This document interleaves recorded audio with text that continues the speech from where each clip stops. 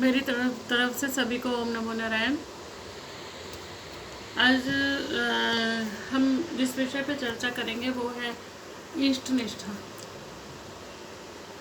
इष्ट का अर्थ मैंने बताया था कि इष्ट का अर्थ होता है जो हमारे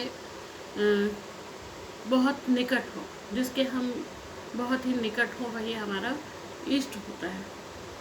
तो जितने मत होते हैं उतने पथ होते हैं, और उसी हिसाब से लोग अपने अपने इष्ट का जो है चयन कर लेते हैं।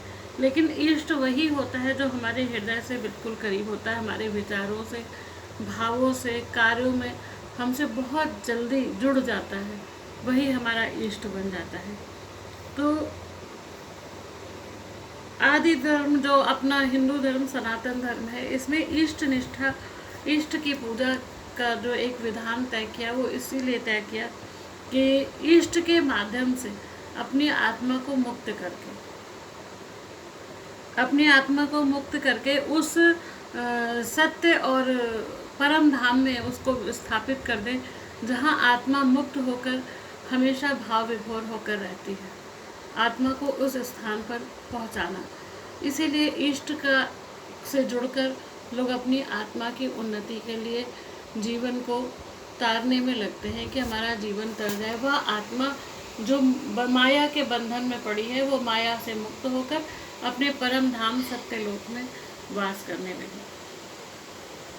भक्ति योग में कहते हैं कि भगवत प्राप्ति के लिए लोग विभिन्न रूपों, विभिन्न नाम और विभिन्न गुरुओं का चयन करते हैं, लेकिन वो सद्गुरु, वो नाम और वह इष्ट जो हमारी आत्मा को मुक्त करा दे, वही सच्चा है।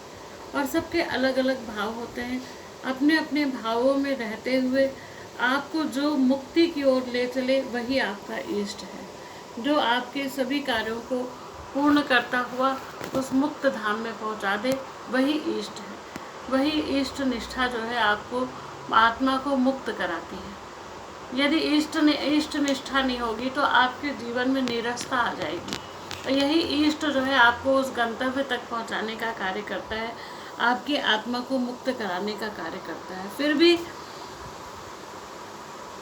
जो है वो परम बिंदु, जहाँ जिसके प्रभाव में जाकर, जिस स्थान पर जाकर आत्मा मुक्त होती है, जिस माया जाल से मुक्त होती है, उस स्थान पर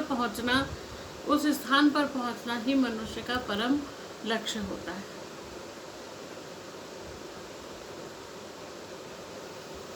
तो किसी कवि ने कहा था कि इष्ट को किस प्रकार से माने, तो किसी ने बताया कि इष्ट को मानो या तो प्रभु श्री राम के चरण कमल का ध्यान करो।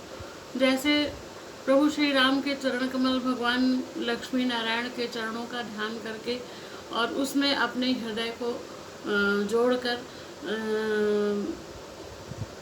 लगातार इष्ट के प्रति सेवा भाव से और ध्यान करने से आत्मा मुक्त होकर परम धाम में जाती है।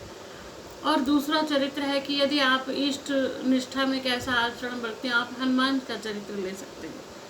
हनुमान का चरित्र लेकर भी आप इष्ट निष्ठा की प्राप्ति कर सकते हैं और इष्ट की प्राप्ति से अपनी आत्मा को मुक्त कर सकते हैं।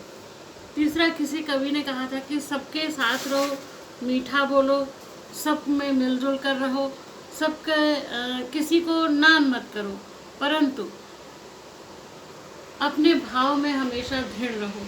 अपने भाव में दृढ़ रहना ही आत्मा की मुक्ति है और इष्ट की प्राप्ति है। इस प्रकार से जो है निष्कपट भाव से साधना करें, निष्कपट निश्चल भाव से साधना करें। अपनी आत्मा को उस परम धाम, उस सत्य लोक तक पहुंचाने के लिए नित्य जो है 5 मिनट, 10 मिनट, 5 मिनट से शुरुआत करें, फिर 10 मिनट, फिर 15 मिनट, ऐसे बढ़ेगा। लेकिन 5 मिनट, अगर 1 वर्ष भी 5 मिनट बिल्कुल निर्विकार होकर बैठ गए, तो आप समझ लीजिए कि आपका मार्ग जो है वो बिल्कुल प्रशस्त हो चुका है।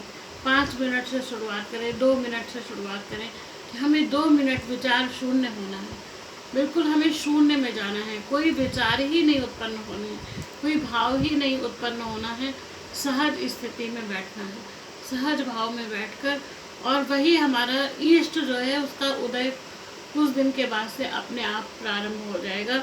वहीं से ईष्ट का उदय होना शुरू हो जाएगा, वहीं से ईष्ट से आप जुड़ने लगोगे, और आपका जो सद्गुरु है, जो आपका ईष्ट है, वो आपके सामने खुद प्रकट होकर आपको मार्गदर्शन करेगा।